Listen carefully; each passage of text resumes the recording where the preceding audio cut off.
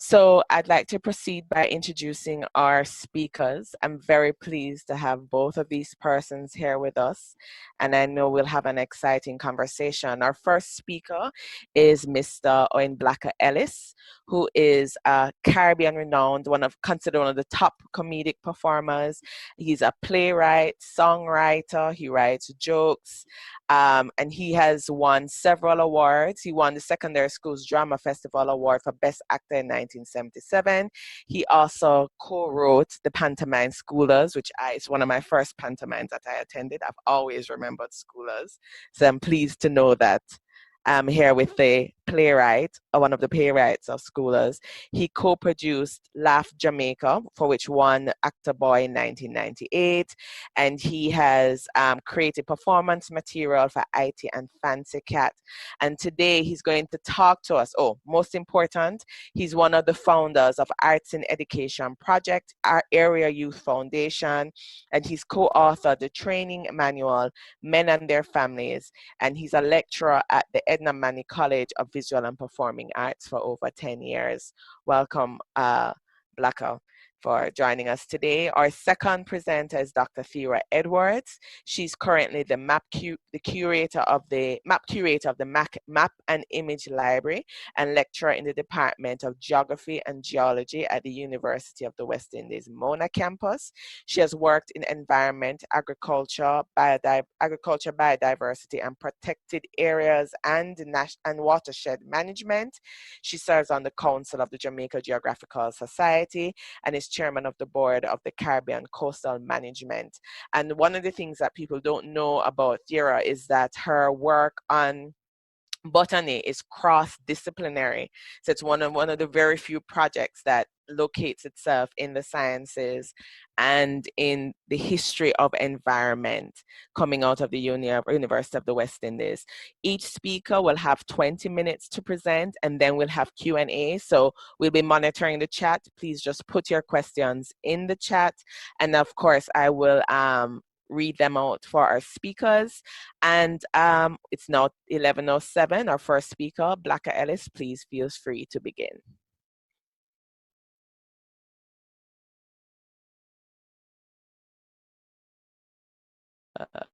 Unmute, Blakka.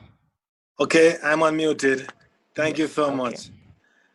Good morning, all. I'm very happy for this opportunity to share with you on a topic that is very close to my heart, Trenchtown. So I'll be sharing a critical history of Trenchtown, and I have titled my critical history of Trenchtown, The Spirituality of Space and the Geography of Power.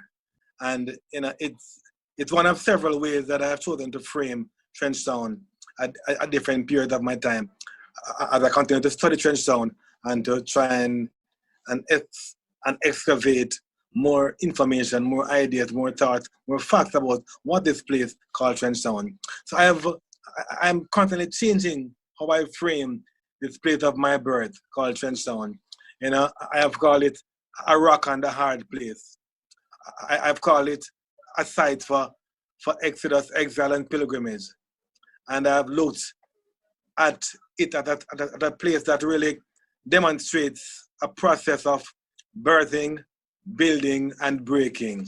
I want to share with you, my view on the history of Trenchtown, how it had been birthed, how it had been built, and how it had been broken. Up a Cane River, I go wash my dread. Upon a rock, I lay my head. There I vision through seed of oppression. Oh, woe, don't make my life a prison. We come from Trenchtown. Trenchtown. Most of them come from Trenchtown. We free the people with music. With music, oh music. Oh my head. In desolate places, we'll find our bread.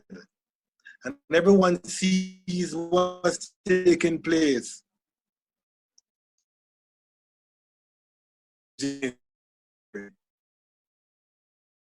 Come from Trenchtown.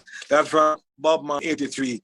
And that's a man who was born in St. Anne, who was telling the world that we come from Trenchtown. part of what I've always about Trenchtown is the number of people who can claim Trenchtown with which they identify, because Trenchtown can be everything to everyone and has been several things to several people. So Trenchtown Rock, another song that Bob Marley has written, and Bob Marley's framing of Trenchtown as a rock has been used by several writers, documentaries, researchers who have repeated his inscription of Trenchtown as a rock, this rock. So where and what and how this rock? This now globally famous rock called Trenchtown is actually located at altitudinal line 17.985 degrees north and longitudinal line 76.8043 degrees west in southwest St. Andrew. And the birthing of this space called Trenchtown began in the late 30s with the mainly rural to urban migrants who occupied it and who occupied what was then called Trench Pen, and initiated one of Kingston's very, very first squatter settlement. I want to pause here though and say I reject the term squatter as used to describe people who have claimed spaces, because squatter invariably is a term used to frame people who claim a space, people of a certain class, the squatter lands. When I lived in Trenchtown, I lived on land that my aunt who claimed it, she called it capture land. And I prefer capture as opposed to squatter, because when I think of squatter, I'm thinking of somebody squatting and then stooping to release one's bowels. And it just don't have the dignity of capturing land, which is what Britain did to our land, Jamaica. As Chronic said in his song, all of Jamaica a captured land. So it's not squatter settlement, it was captured land that was in Trench Pen, that was later called Trenchtown, as in 1939 when the government began to build houses there. So it was among Kingston's first captured land as squatter settlement, and it became among Kingston's very, very first housing settlement, the building of government yards, which Bob Marley also immortalized in his song, No Man No Cry, the government yard in Trenchtown. So the birthing started in late 30s when they built the houses as they tried to create, and that birthing also is what I call the period of exodus, the exodus of rural migrants who were trying to leave country and find life at town, who found Trenchtown to be among the places that they could find that life. And then the building, so the birthing with the squatting, and then soon after that, the government yards of Trenchtown. 1940 and 49 to be exact, when they made the very, very first government yards. So Trenchtown, which is actually named after Daniel Power Trench, a man of Irish origin who was born in Jamaica, who owned those lands, the Trench Pen land, which people eventually occupied. So that's the birthing and the building stage. When did the breaking happen? And when did we move from the exodus to the exiles? So I lived in Trenchtown from 1960 to 75. And 75, when I left Trenchtown as a place of residence, I left under very traumatic circumstances, because it was the beginning of the division of Trenchtown. So let me give you a bit of the geography of Trenchtown so we can better understand it. So Trenchtown is bordered on the east by Collismith Drive, and on the west by West Road. Collismith Drive and West Road are two parallel streets that run basically south to north. South from Spanish Town Road, which is by Maypen Cemetery, and goes all the way north upwards towards just below Crossroads. So if you consider a ladder and Collismith Drive and West Road being the two long planks of the ladder, and then crossing it now, the steps on the ladder were the streets from First Columbus Drive and then First to 14th Street, crossing Collismith Drive and West Road. So it was like a ladder going from south to north, first, second, third, up to 14th.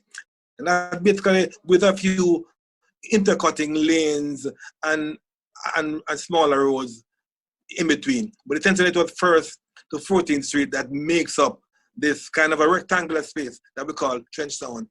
On the east side of Trenchtown, it bordered by Jonestown and Denhamtown. Denhamtown in the southeast and Jonestown in the northeast. Inside, it would be Rosetown and Wheatfield Town on the west, southwest, and northwest. And that basically is the little rectangular shaped community called Trenchtown. If I were to name all the important and famous people who came from Trenchtown, I could take 20 minutes just calling names of the great people who have been a part of Trenchtown. The most commonly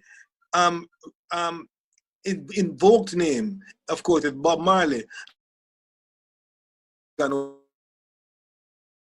But the names run the gambit of not just entertainers, but educators, sports workers, politicians who came from Trenchtown. The range and the list of names go a long way. So, and that's part of why I see Trenchtown as a very interesting space that exemplifies the spirituality of space. What about this space that attracted too many people, that pulled this man from St. Anne, and that pulled people from all over the world to come there? What is the spirit that seems to inhabit this space that pulls so many people? Why do I say spirituality of space? Kingston has 20 postal zones, which incidentally are, of the 20, only one is really technically, geographically in Kingston, right? But most of them are mainly in St. Andrew. And Trenchtown is Kingston 12. I know that whether from numerology to astrology to Greek mythology, yes? Yeah, so because your bandwidth keeps chipping in and out, I'm going to just ask you to stop your video so you can conserve on bandwidth so we can hear you properly. You can hear me, no problem. So I'm going to stop video. Yes. Are you hearing me better? Yeah, so that will help. Yeah, much better, much better. Okay, so I'm saying spirituality of space. From numerology, astrology, to Greek mythology, to Christian theology, the number 12 carries great significance. There are doctrinal teachings which consider the number 12 to be holy or sacred or simply special. There are 12 gods in Greek mythology, Odin and 12 sons in Norse mythology, 12 disciples followed Christ in Christianity, and the 12 imams in Islam. And Trenchtown is Kingston 12 of the 20 postal zones in Kingston. Beyond that, the spirits of Rastafari and revivalism have been very strong presence in the community of Trenchtown. I grew up next door to a revival church, and there were several others. Mortimer Planner, or Brother Kumi, who is one of the foremost Rastafarian elders and teachers, had a communal space on 5th Street in Trenchtown that was the go-to place for learning about Africa, Ethiopia, Rastafarian culture.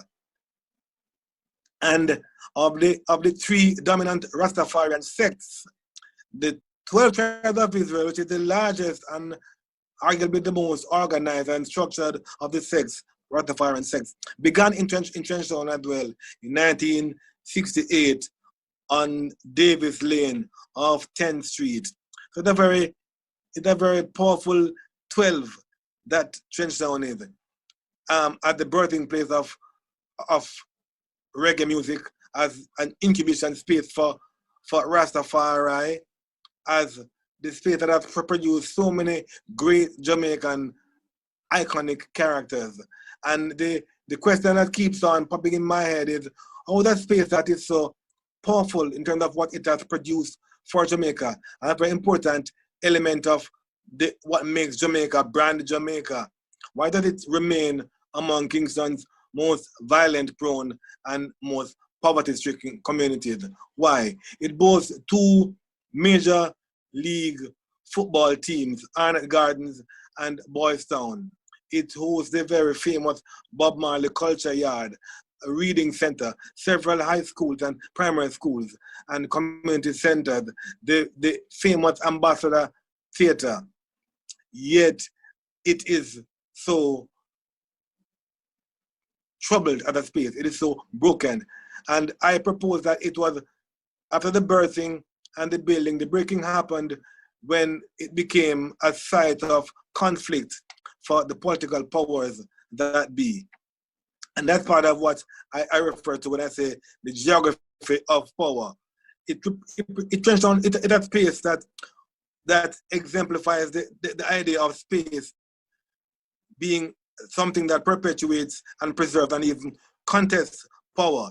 We have Wilton versus Arnett. Wilton Gardens, aka Rima, and Arnett Gardens, aka Jungle.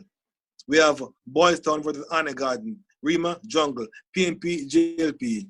And Bob Marley's song Natty Dread, which was released in 1974, attempts to take you through a kind of a travelogue into Trenchtown with the line that said, you walk up to 1st Street, Natty Dread, and you walk up to 2nd Street to see Natty Dread. Then I trod on to 3rd Street, Natty Dread. I skip one place to 4th Street, Natty Dread. And like in a 6th Street, Natty Dread. And he ends up by saying, I've got to reach 7th Street.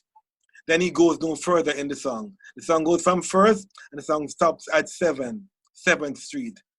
And that was 1974 when Bob Marley released that song. Perhaps he was being prophetic and mystic, because by 1976, 2 years later, before that you could have walked up West Road from 1st to 14th Street, straight, one long straight street. But by 76, they had the government, through the Ministry of Housing, the then Ministry of Housing, Anthony Spalding, built a housing scheme that had a wall across 7th Street in the middle of West Road.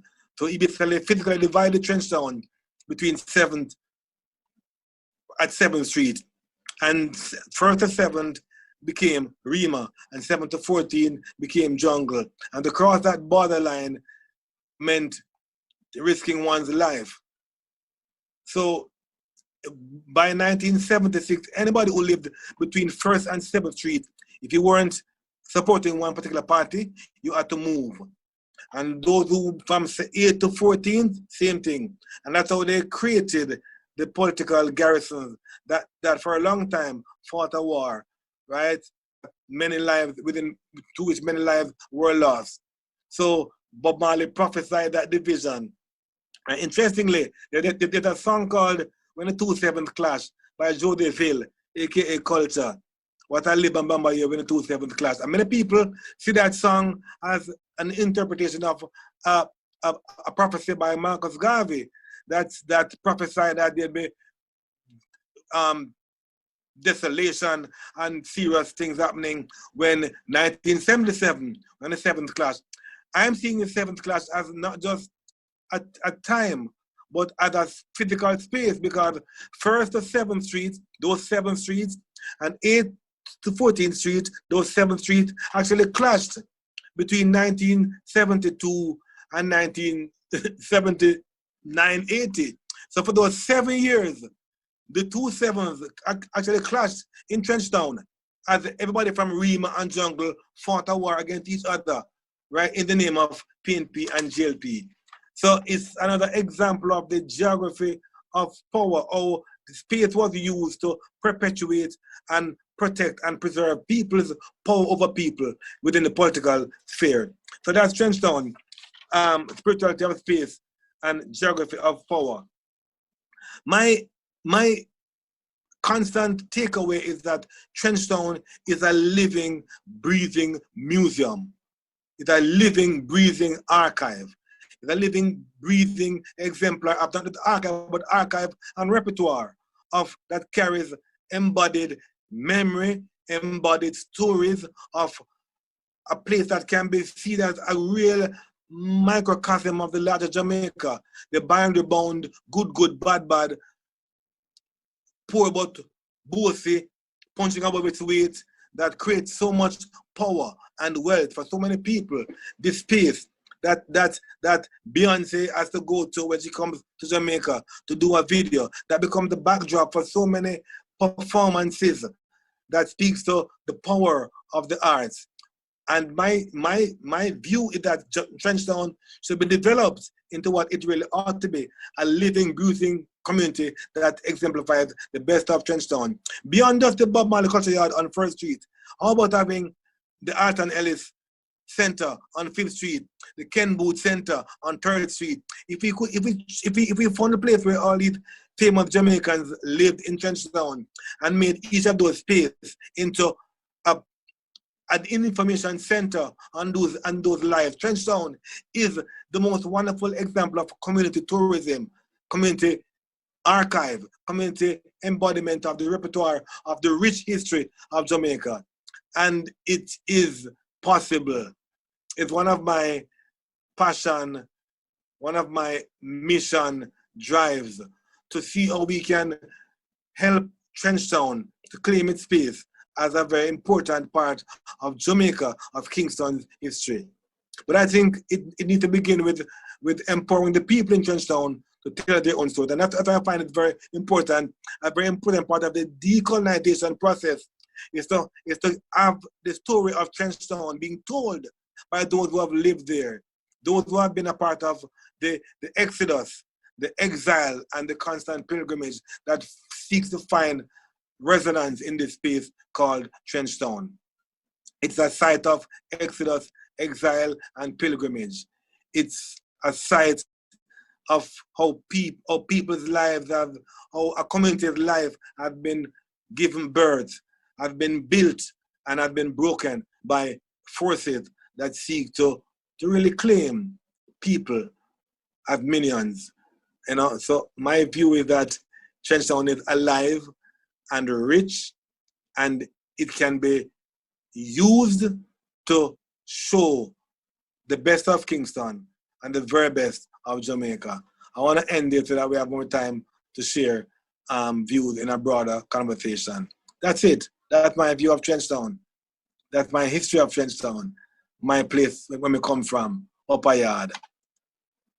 Thank you. Thank you so much. Thank you so much for such a great presentation. Okay, so our second speaker is Dr. Thera Edwards. Let me just let me change this so that we can spotlight Thera. All right, Thera, go ahead and unmute your mic.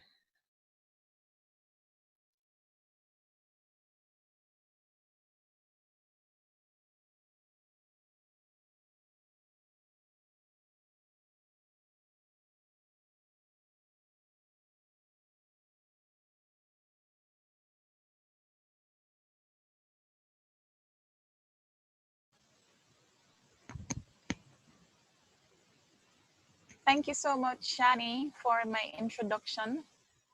And I have a presentation. I tend to be a very visual person, and so I'm just going to take you through my views on forests and the fact that we can actually look at Jamaica's environmental history, Jamaica's environmental philosophy, attitudes, by just looking at what has happened in the forest in Jamaica. And so there are a number of themes that are going to run throughout the presentation that I have: awareness, activism, exploitation, extractivism, plantations, profit, there's protection, there's political ecology. So basically today we're going to have an exploration of the complex political, economic, and ecological processes that underlie developments in the forest. And there's a sort of a conceptual framework that I have of things where you have I'm going to just get my spotlight, where you have, you know, the external human influences, you know, things like policy, laws that are made, trade, multilateral environmental agreements that are now the norm when it comes to a lot of environmental work now. But we also have the what we call the biophysical environment. So, you know, the geology, soils, your forest systems, the climate in these areas, and more localized human influences such as settlement, agriculture, the roads, the pathways that are built. And so if all of these things are sort of constant, then you have this nice, you know, shaped sphere. But if any one of these things starts to exert more influence than the other, then of course this norm, this perfect system is going to have some distortions in any kind of direction, depending on what is exerting the greatest influence. So, you know, we have our beginnings when you think of Jamaica's forests, you know, the Siboney, the Tainos, sort of living more or less in some peaceful, harmonious coexistence with the forest environments of their settlement locations. And then, of course, we transition to our next colonizers, because we tend not to think of these societies like the Tainos as being colonizers, but the truth is they came here too. Then you have the Spanish, and of course, you know, you had your rudimentary divisions of the island. You had your settlement locations, and we're coming from a place where Columbus is reputed to have said it, that it was the fairest isle mine eyes ever beheld. But at the same time, they came looking for gold. They expanded settlement locations. They operated ranches. And there was a lot of introduction of plants and animals. And we saw our first transformation of the landscape. I would say large scale transformations. But then we come to the British, what I call nature's government, using a phrase from Drayton's book. And Jamaica was the jewel in the British crown in the 18th century. 22% of sugar production worldwide came out of this small island. And so I'm going to focus a lot of today's talk on the British and that colonial influence and how we step out of it over time.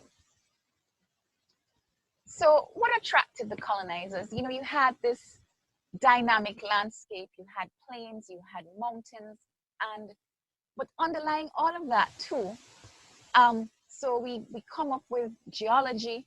So you have our coastal alluvial plains, but you have your mountainous areas.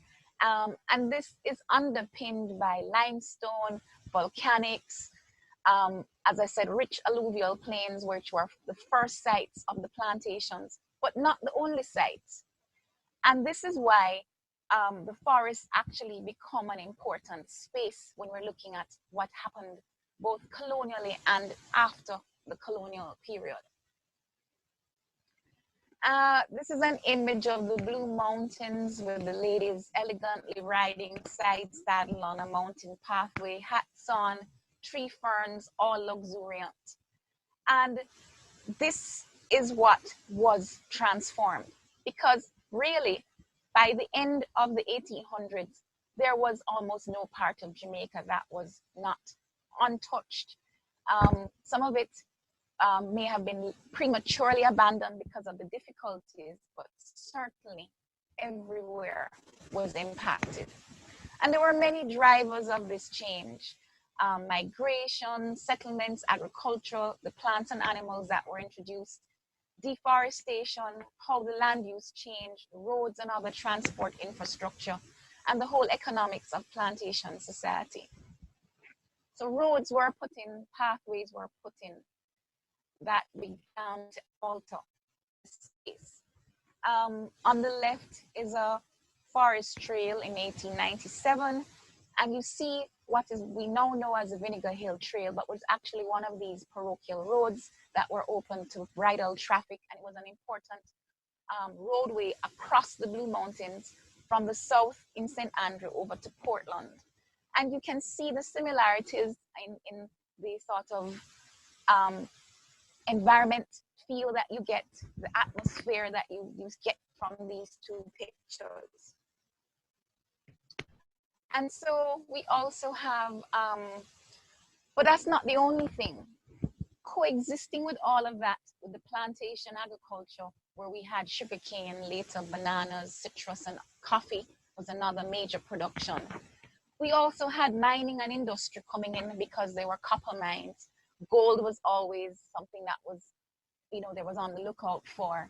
And something I'll reprise later in the presentation is the whole thing of bauxite mining, gypsum, and other precious ores that underlay the forest. But remember when I said Jamaica being part of the crown, and it's the jewel in the crown. So botanical gardens were a very important part of all of this. And Jamaica had a network of botanical gardens, mostly in the eastern part of the island. And so you had, from top left, you had Hope, top right, Cinchona, bottom left, Castleton, bottom right, you had Bath. Bath being the earliest established. And then you had Cinchona, followed by Hope, and then you had Castleton Gardens being the last one established. And you had a private garden, Gordon Town by Hinton East. But these were the government botanical gardens. And these gardens were not just important to Jamaica. They were part of an imperial scientific network, exchange of plants, agricultural experimentation.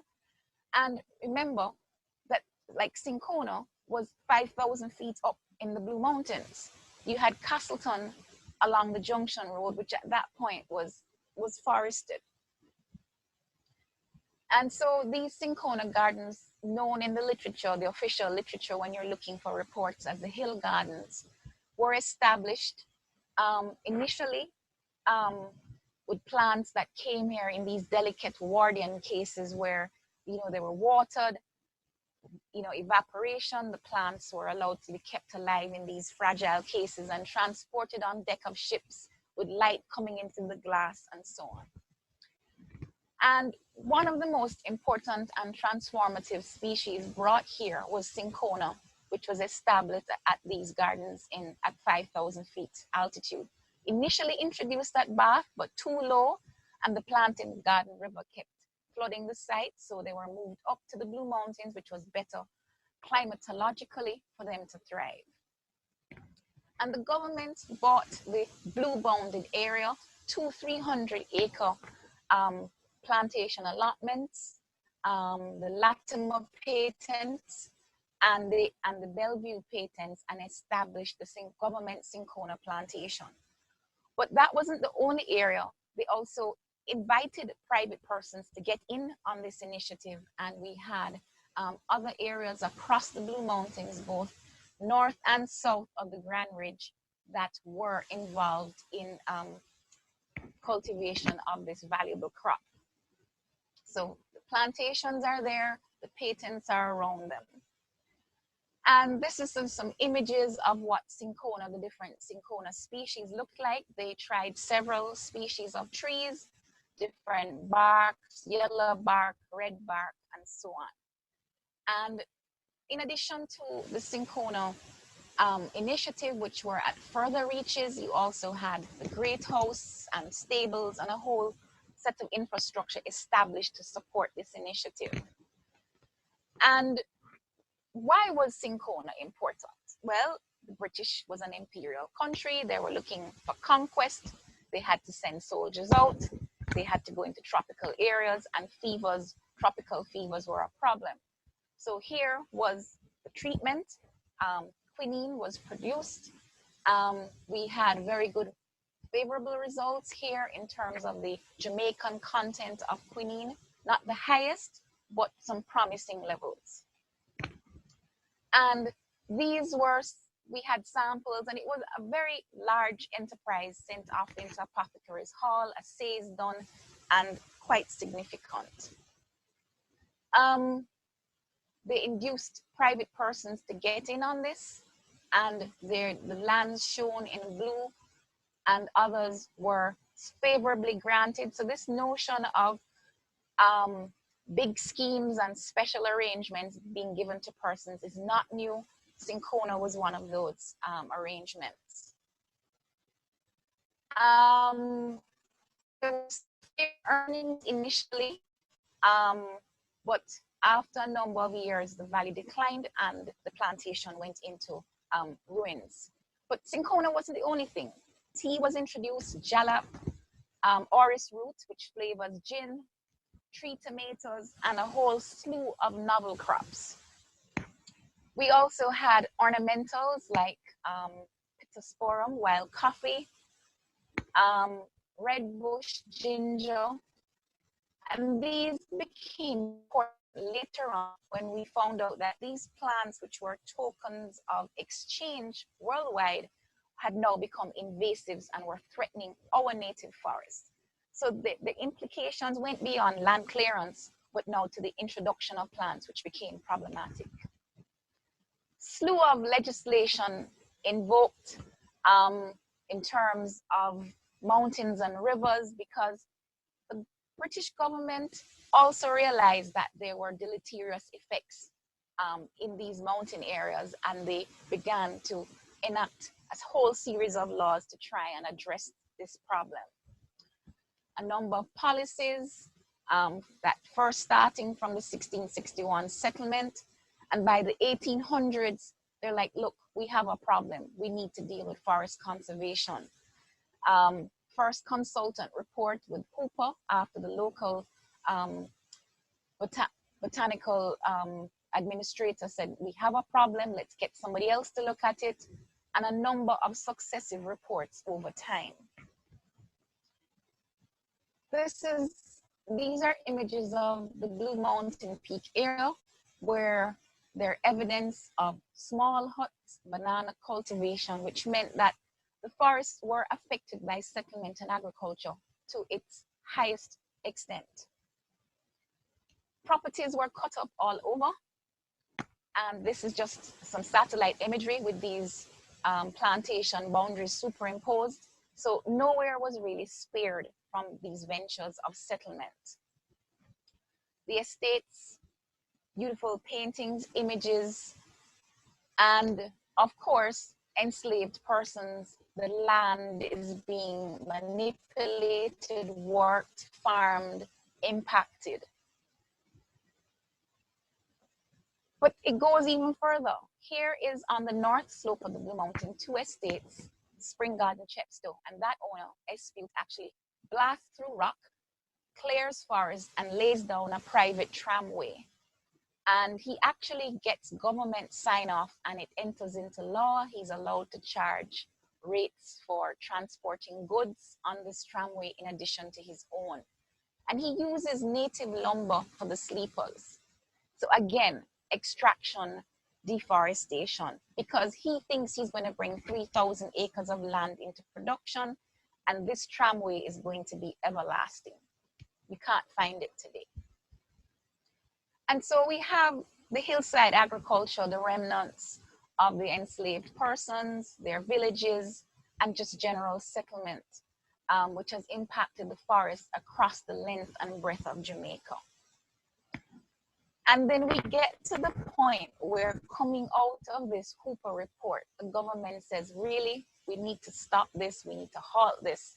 And so the Blue Mountain Forest Reserve is what you see here, bounded in pink, with the Grand Ridge of the Blue Mountains indicated in green within the core of it, and some other reserves like Palisados and so on are indicated. And there starts this rise in awareness that we cannot continue the way we have been going. And again, we get into legislation, lots of things happening. They want to reforest, they want to protect the forest, they want to set up land authorities to deal with the whole issue of agriculture in these fragile hillside areas. They want to protect watersheds. And by the time we get to the 1990s, we have the Natural Resources Conservation Authority Act, of which the current National Environment and Planning Agency operates.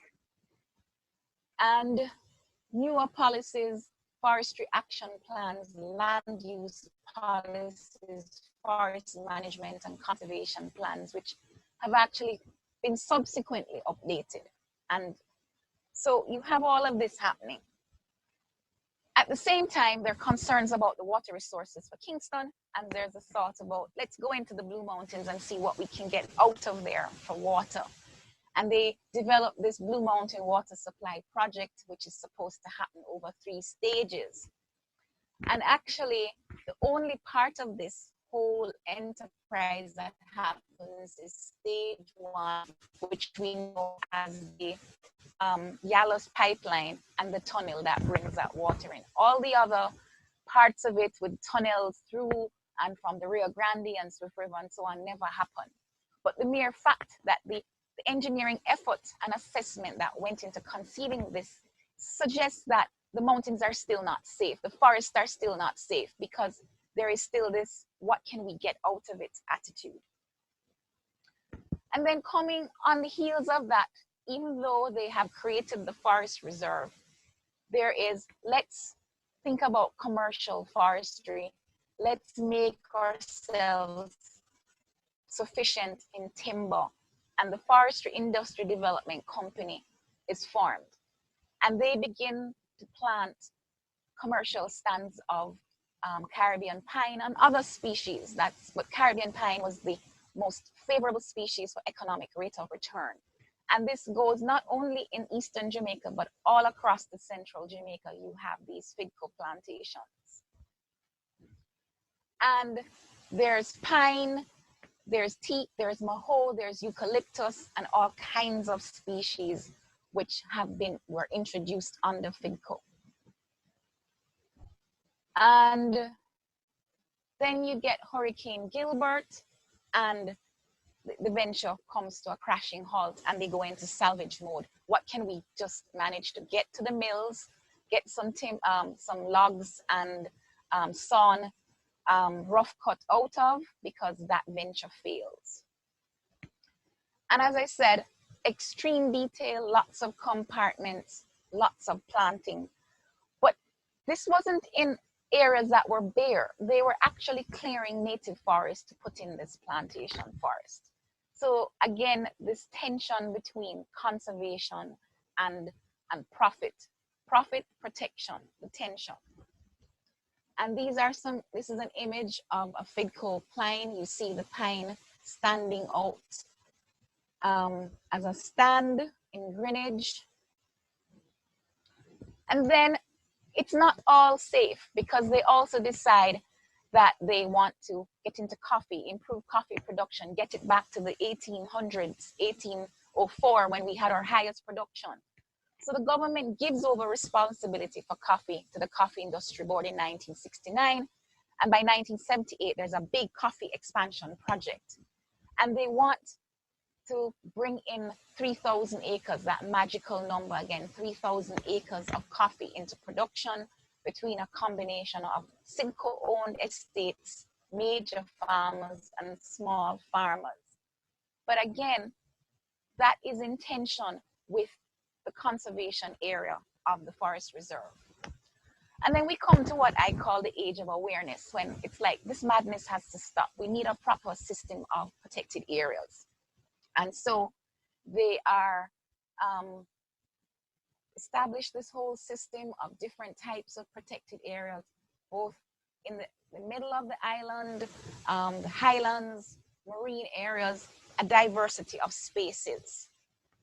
And coming out of that, the Blue and Jonkra Mountains Forest Reserve they decide to make that a national park, because being a forest reserve isn't enough. They need a national park designation layered on to further protect it.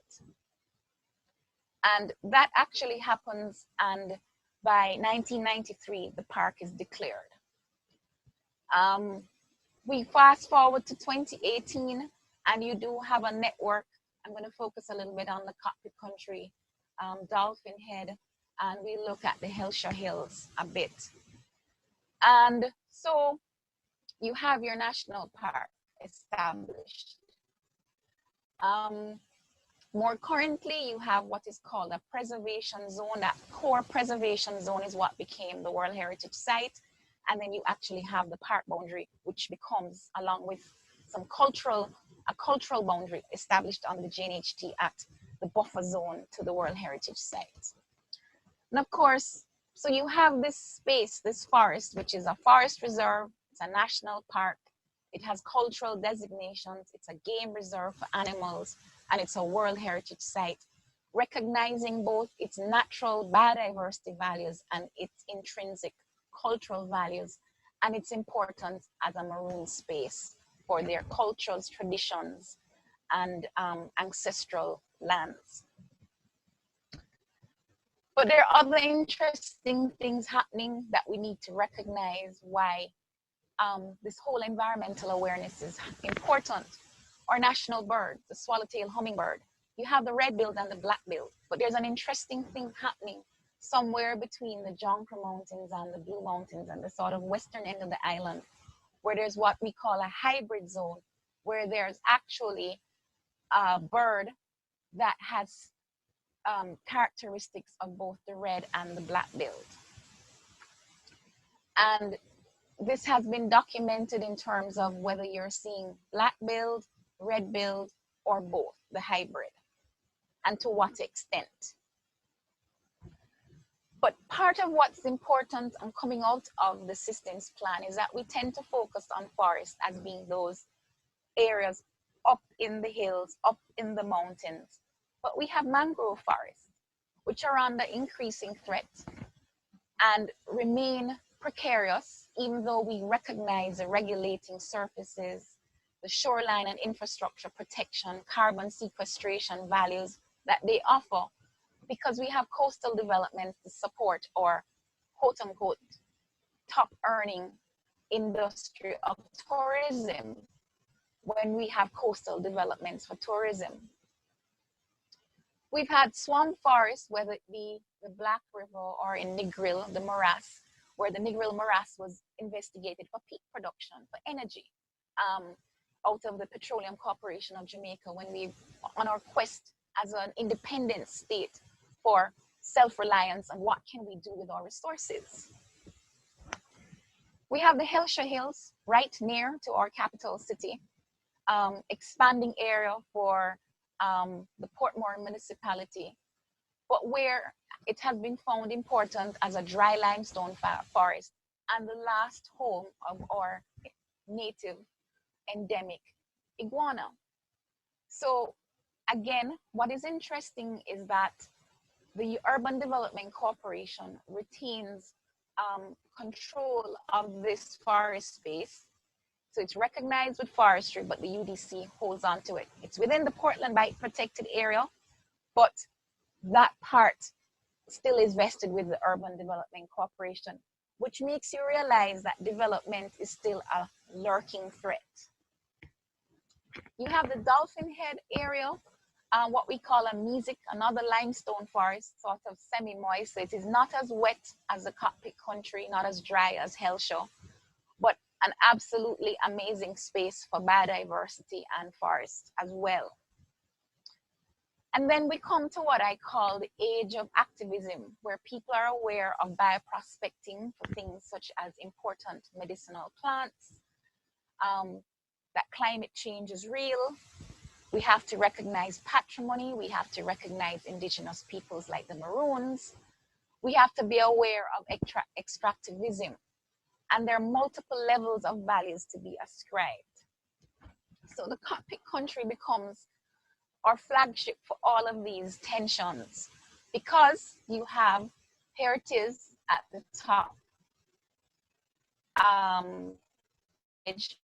your bauxite in brown and the pinkish red boundary where you have your Cockpit Country overlying it.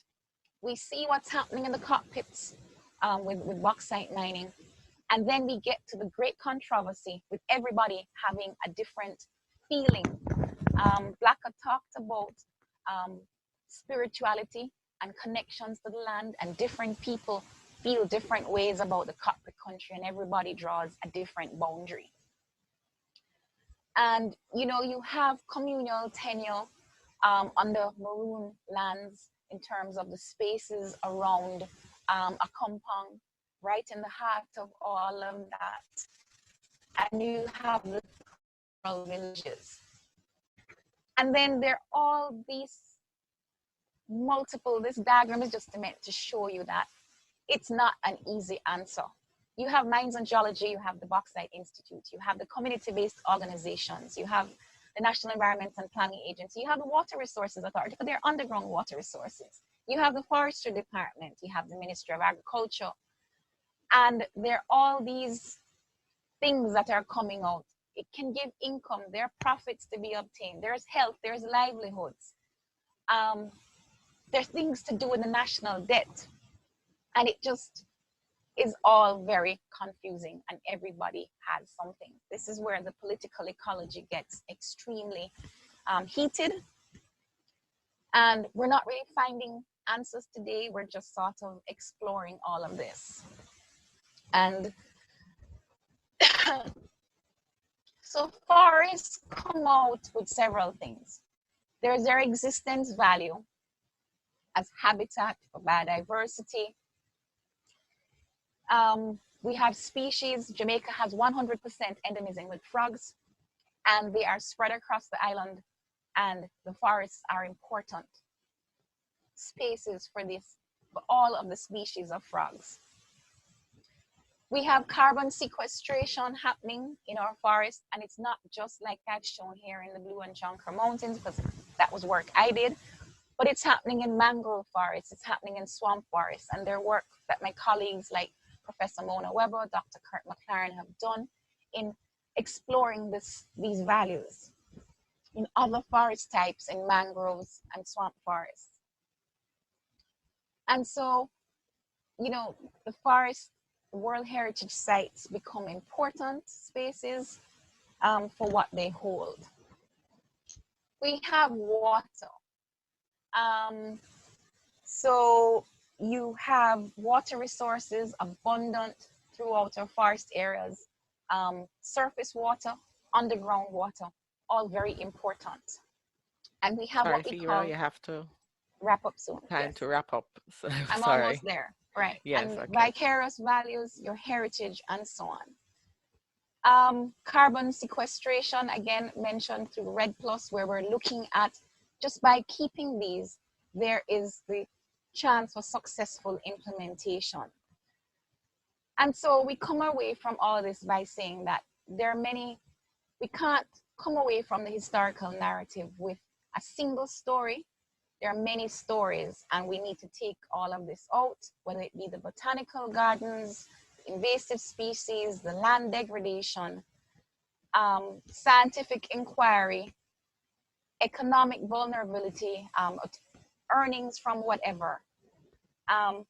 Basically, we can't escape the history that we've had, but we can be a part of writing a new history with sensitivity to the forests and a more respectful use of them.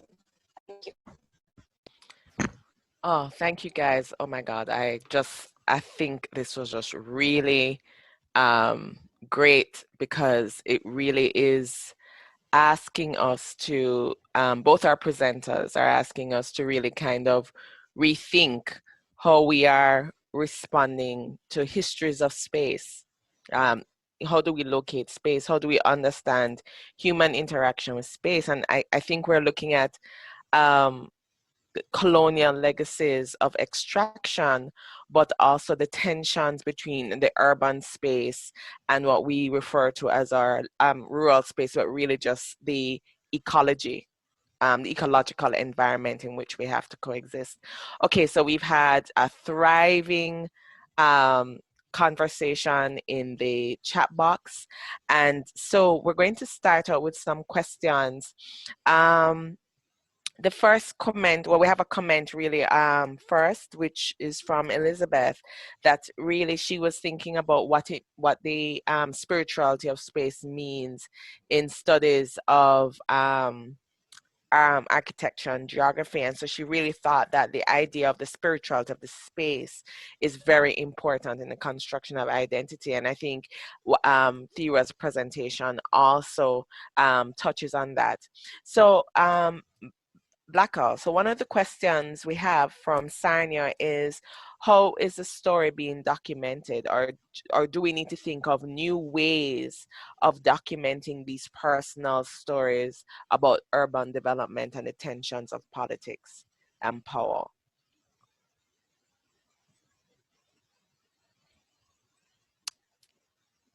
Blakka, you're muted. Do you need to unmute him? Yeah, let me see if I can. Let me see. Okay, so yes. I've been documenting the story by video recording residents sharing their story. Because one of my concerns is that invariably we hear the stories of spaces like Trenchtown being told by external researchers. And I am interested in having the story of Trenchtown being told by those who have lived there, those who either are still living there, those who came there, those who have left and returned. So I'm interested in finding out what led you there, what made you leave or makes you stay. And so I'm documenting stories using audio and video, and also just taking notes, and also just sitting down and just observing people and getting a sense of how do the people who live in Trenchtown feel about Trenchtown?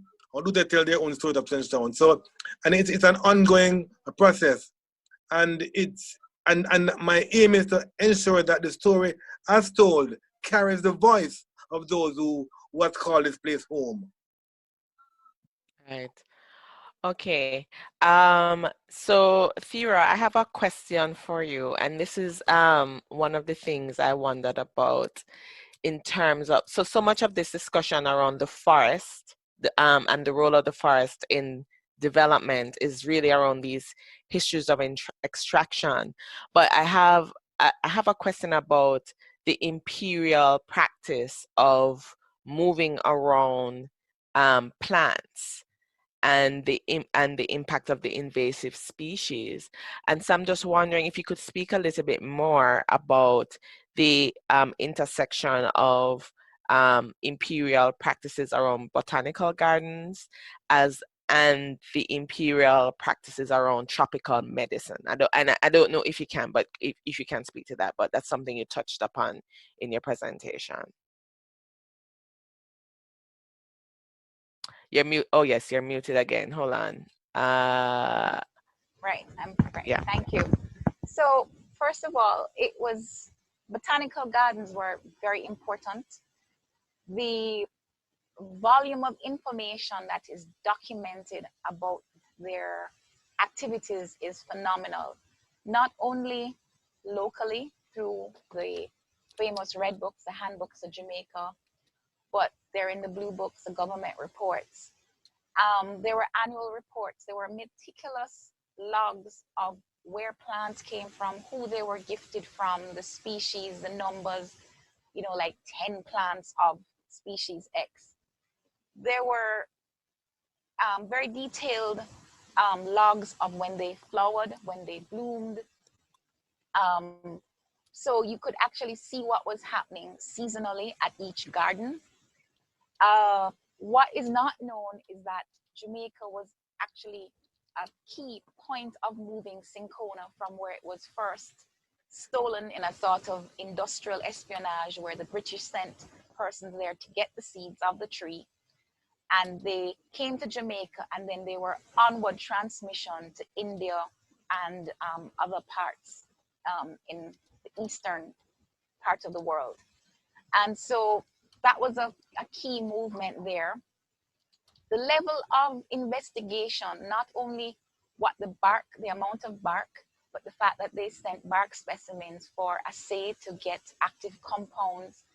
There was work done in colorimetry, a lot of results with inks used to show the separation of the chlorophyll in the leaves, the actual scientific investigation was actually quite overwhelming when you dig into the records.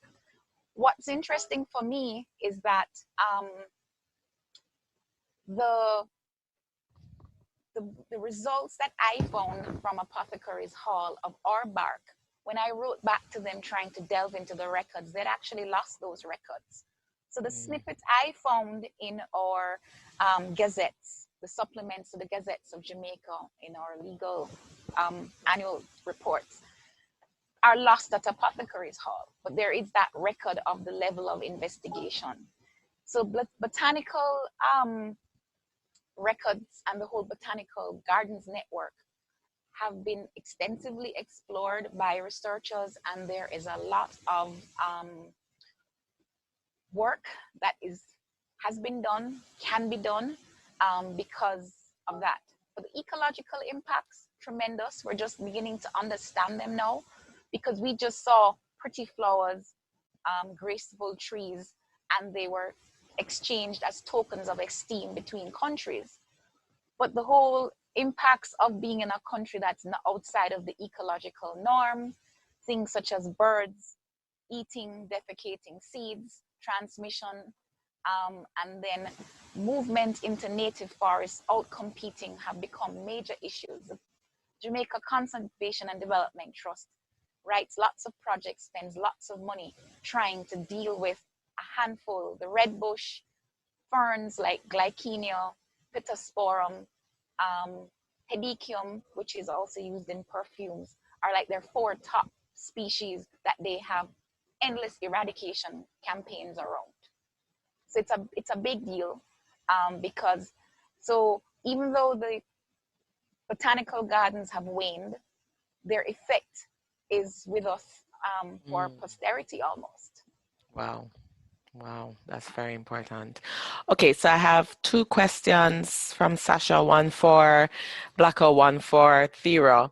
So Blakka, one of the things that Sasha was asking about the shifting of the language, which you advocate and I advocate, from squatter to capture land, is really about kind of decolonizing or unpacking the tension between class and race and housing and tensions around housing.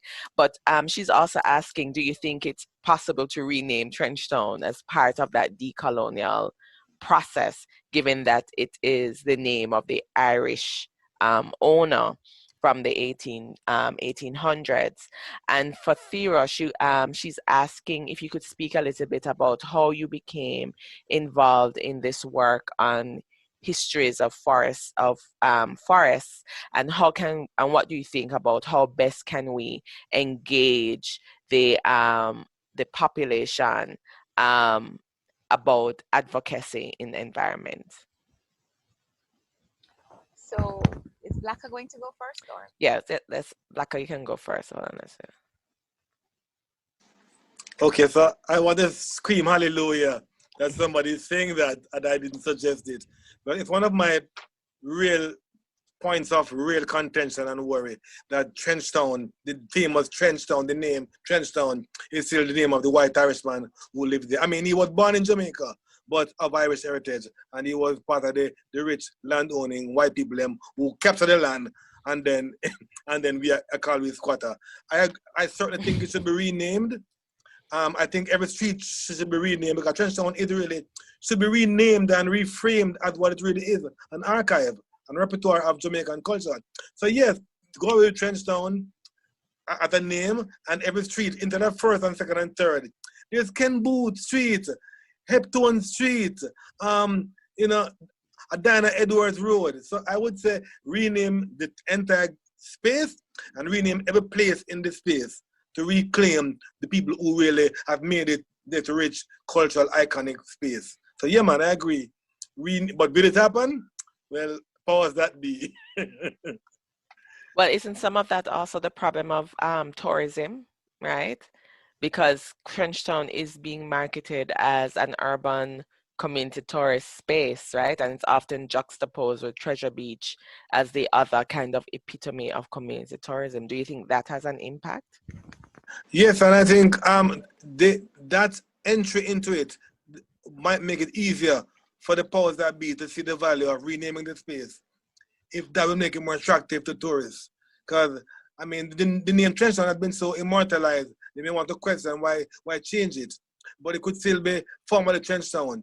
But if we entered from the standpoint of what would be attractive to the people who come to spend their money, the tourists, that might make it easier for them to consider a bigger name change. But it goes beyond just a name change. It goes beyond changing the attitude to the space. Some of the tourism that happens there also I find offensive.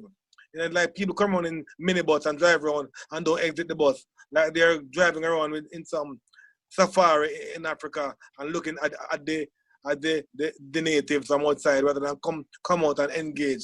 So the tourism in Trenchtown is a whole era that I would want to problematize even further, but that's a different argument for a different time and place.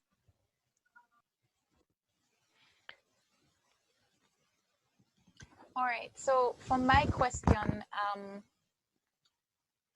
the most important thing is that we have a sort of a single story, which is where I was ending, that we hear about deforestation, we hear about things like cockpit country mining. We don't have that exploration of how did we get to this point. The point that we focus on sugar.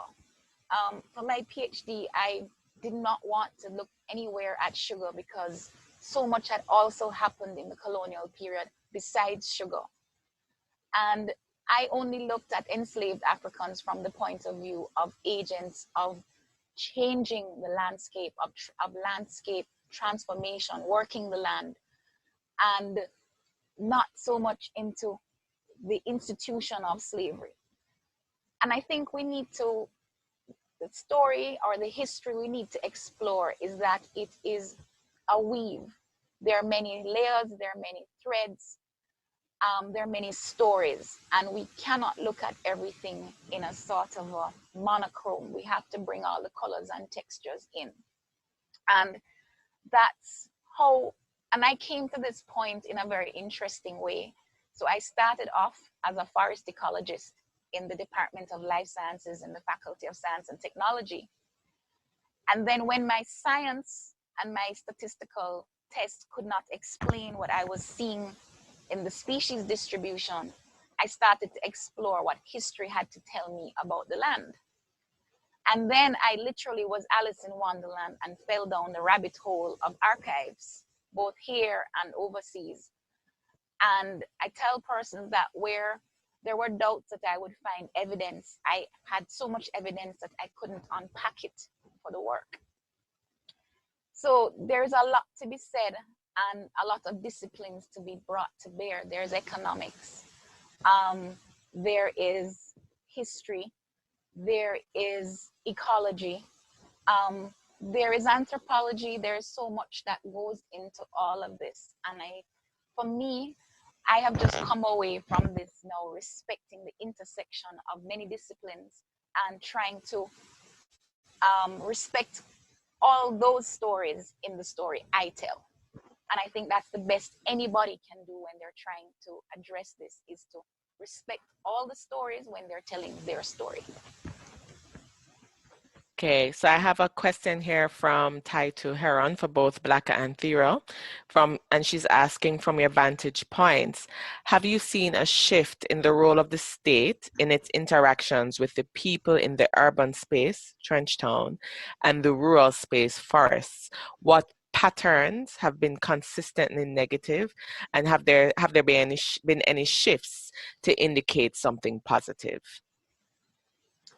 All right, I'll go first on this one because it just sort of follows on. So the government is singular, but it has multiple roles. It has to provide for the citizens, but it also has to protect the patrimony of the land.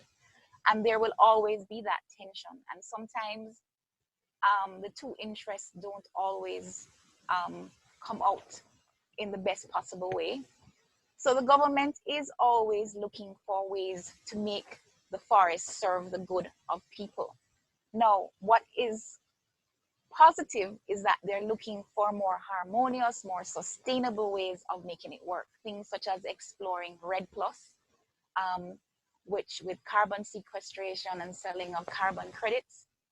There is also positive things such as environmental accounting, natural resource economics. They went on this whole natural resource valuation program.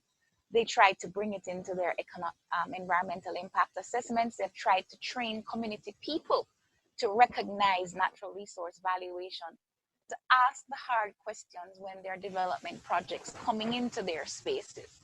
So I think there is that respect that we can't do business as usual, but government is going to do business. That is something we have to just recognize and hope that going forward that they do it recognizing softer, sustainable values versus some of the harder extractive values or values where saw them deforesting large swathes of land.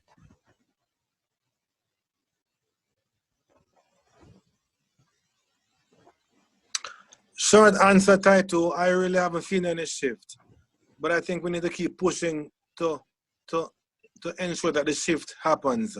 And I think government, I agree with Thera that government is, you cannot see government as government, the singular entity, but also the value of the input of the academy, the input of the of other stakeholders, the business sector, civil society, to help the people who, the residents, to push for a kind of shift that shifts power over the space to the hands of the people. So short answer, no, I haven't seen the shift, but I think we have to keep pushing for the shift. One thing that I want to push for example, is when I get to the point of completing my own study of Trenchtown and defend it as a dissertation, is that the people of Trenchtown, very important part of my evaluation, and that's part of how I see shift happening, so that the people, Trenchtown people should have a say into how my study of Trenchtown becomes evaluated. So, you know, so hopefully, and I'm an optimist, so I keep pushing and hoping that shift will happen. Okay, so we have a few comments. One interested one from Kasiki or Kasaki. I'm not quite sure if I don't think I'm pronouncing it properly, but they make the point that we still have many ancestral taina sites, many endemic plants and animals, much to protect and bring to the awareness of the youth, future caretakers of this island.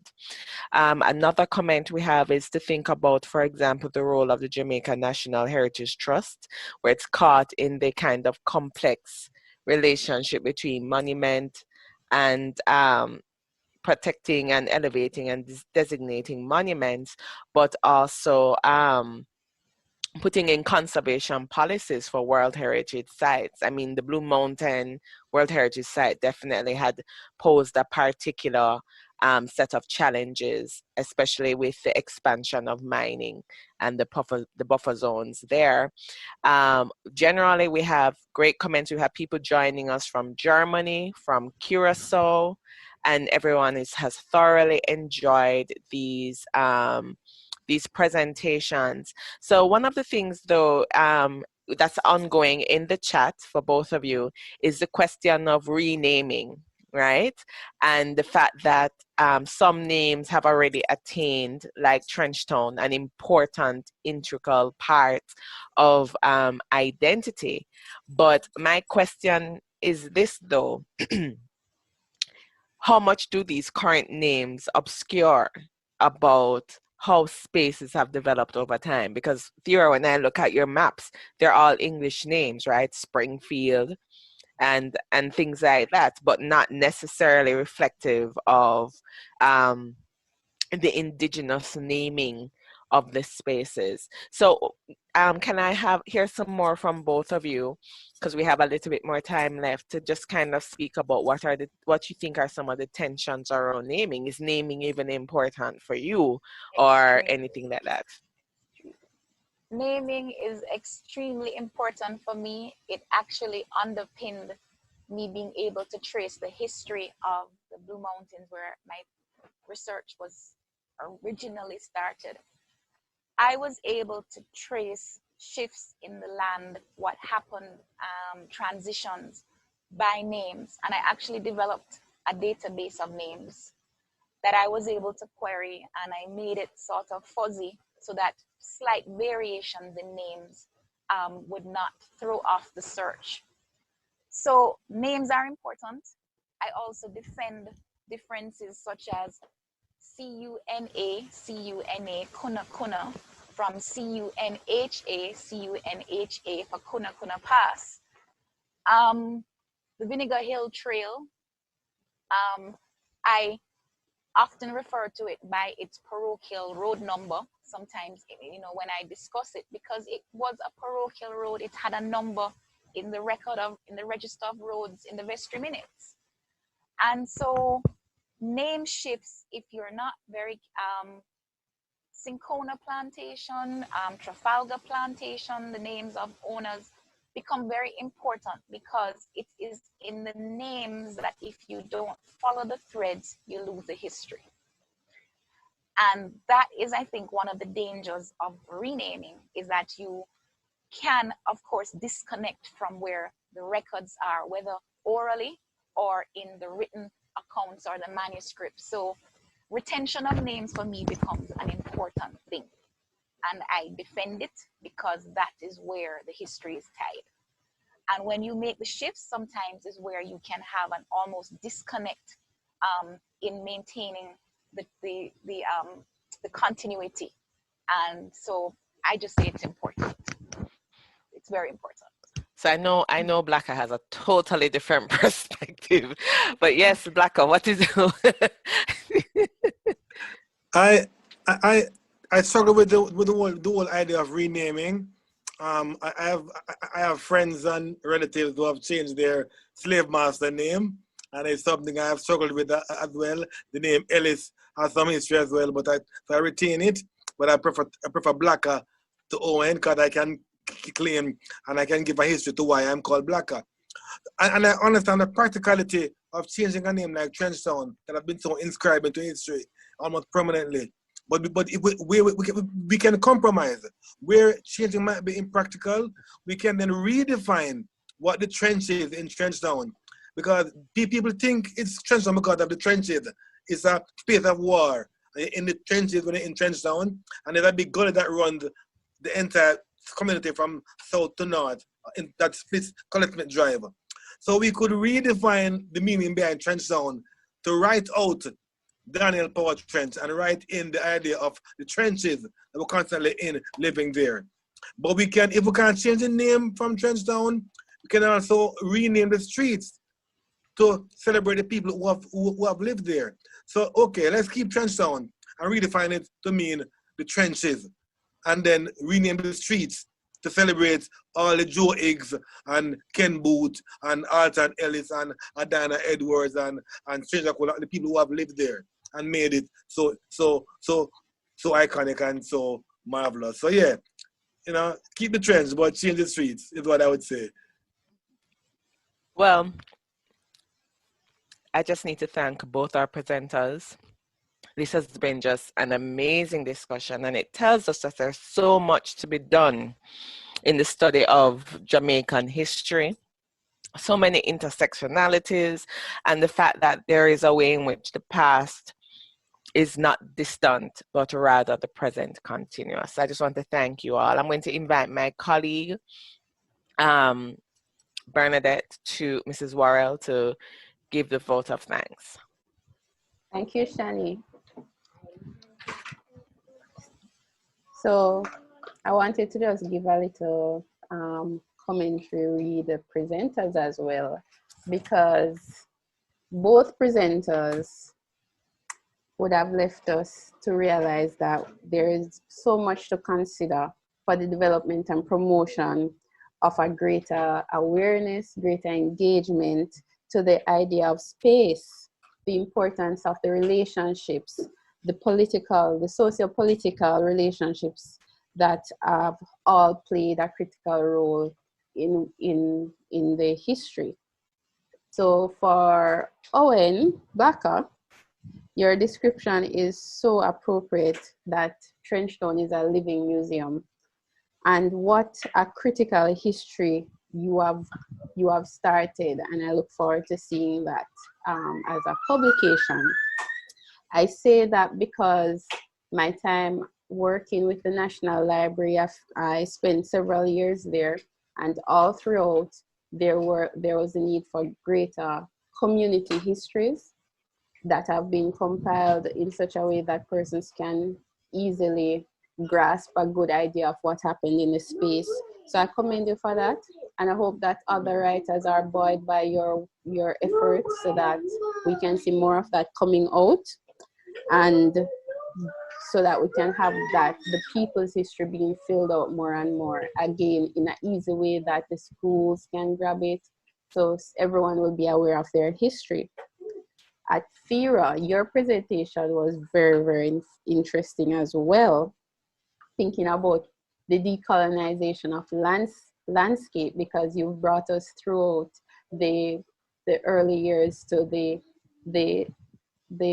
way that the landscape was actually like repurposed for economic reasons, for political reasons, and how that has grown to know again that need for awareness to the different ways that the environment can be used and what social responsibility all of us hold. So thank you as well for that, and to all our attendees, such an engaging round of discussions going on in the chat even now. And I can see that, as Blakka had said, there is so much more to really be discussed in it, and that is what the Jamaican Historical Society is hoping that, and we're seeing it come into fruition, where we are having the discussions coming out, the awareness through all the topics that we've covered so far in our webinar series, Decolonizing Jamaican History, an unfinished project. So thank you everyone for joining us. Thank you to our able host, Shani, and the members of the executive who have worked to come together with all the ideas, all the presenters using their contacts, and to the presenters that have just really been responding so quickly. They've been so willing to spend the time with us. Thank you all for joining us today. Thank you for inviting me to do this presentation. I really enjoyed putting it together, and I liked the juxtaposition against Blakka. Yes, coming from his urban jungle. Thank you. Yes, I agree.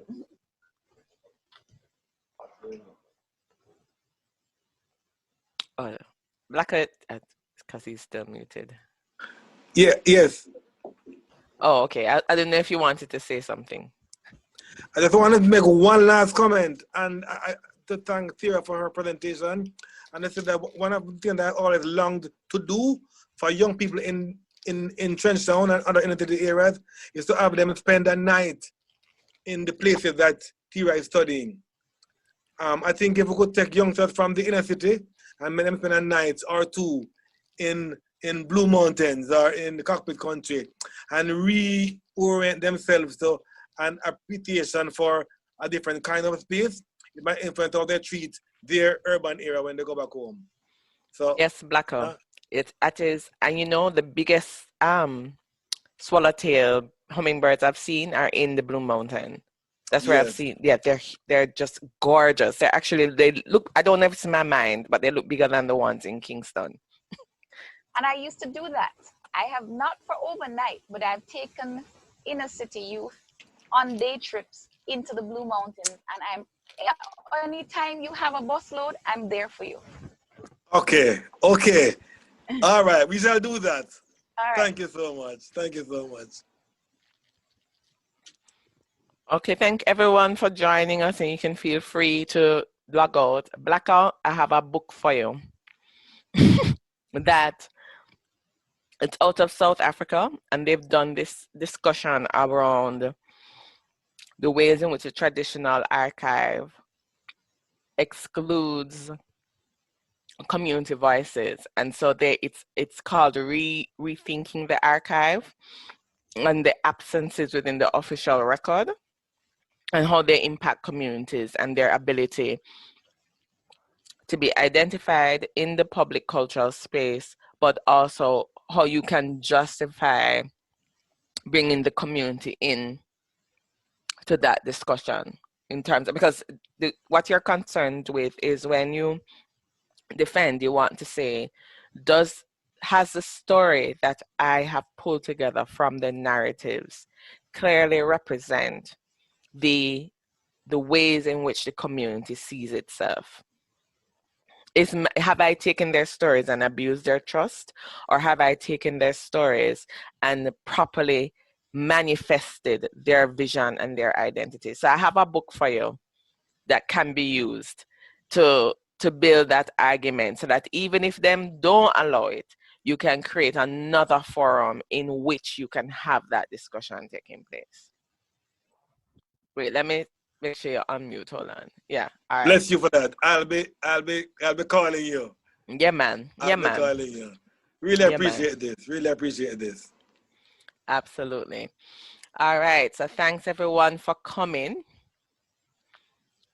Oh, we have another comment. When we rename places, the discussions and process of renaming must also enter the archive, and so that the archive itself is consciously created as a repertoire of memory and knowledge, so that the process of renaming is also the process of documenting, archiving, and maintaining the storyline.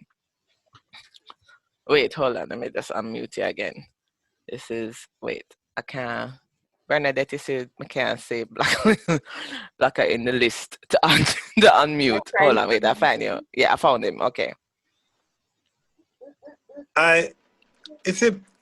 have to look at the idea of renaming in different ways.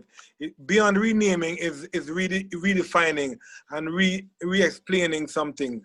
Let's look at, for example, for a long time, the national colors, the black was seen as representing hardships that come and go. But we've been able to redefine what the black means to now mean strength and solidarity and all these things. So we can reimagine and redefine what things mean for us and still maintain the name. Just give the name new meaning. It's something that we have been doing for years with things like Christmas and Easter and all these things.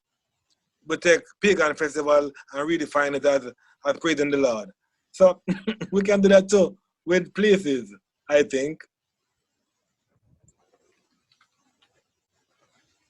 Absolutely, I agree. I think it's a little bit more, I think we can be conscious about how things are done and properly document them. One of the issues I have now is that we are still committed to renaming places, and the people who get honored are not saying they didn't do anything great, but are they truly representative? You know, because I think it's also a question of who is easily honored and who isn't easily honored. And I think that is something that we must also consider in our discussion of naming. Okay, so we are going to head out, and I just want to thank everybody for coming. Keep safe. These are wear your mask, hand sanitize, practice physical distancing, and please listen out for the next JHS seminar. Thank you so much.